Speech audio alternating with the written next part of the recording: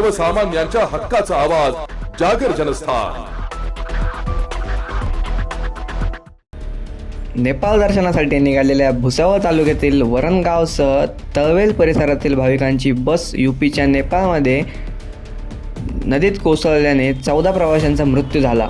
तर या अपघातात 5 प्रवाशांना गंभीर जखमी असून काही नदीच्या प्रवाहात वाहल्याची भीती आहे। शुक्रवार 23 ऑगस्ट सकाळी 11:30 वाजे या सुमारास हा अपघात अंबुक खैरेनीजवळ घडला। भाविक पोखराहून काठमांडूला जात असताना चालकाचे वाहनावरील ताबा सुटल्याने बस नदीत कोसळली। स्थानिक पोलीस आणि बचाव पथकांनी मृतांसह जखमींना नदी पात्राच्या बाहेर काढले। बसमध्ये ड्रायव्हर कंडक्टरसह 43 प्रवासी होते। विशेष म्हणजे या भीषण अपघातातील बहुतांश प्रवासी हे जळगाव जिल्ह्यातील वरणगाव व तळवेल येथील असून मृतांचा आकडा वाढण्याची शक्यता आहे।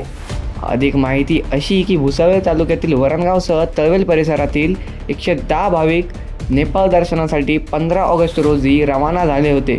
प्रयागराज पर्यंत गोरखपूरच्या केसरवानी टूर्स अँड ट्रॅव्हल्स एसएनजीच्या बस बुक केल्या होत्या। शुक्रवारी सकाळी 43 भाविक बस क्रमांक UP 53 FT 7623 ही पोखराकडून काठमांडू जात असताना बस चालकाचा स्टीअरिंगवरून ताबा सुटल्याने नदीत कोसळली। या अपघातात बस चालक किन्नरसह 14 भाविकांचा मृत्यू झाला। यामुळे जळगाव जिल्ह्यातील वरणगाव व तळेगावसह गावातील दुःखाचा डोंगर कोसळलेला आहे। जागर जनस्थानसाठी सुमित निकम, भुसावळ।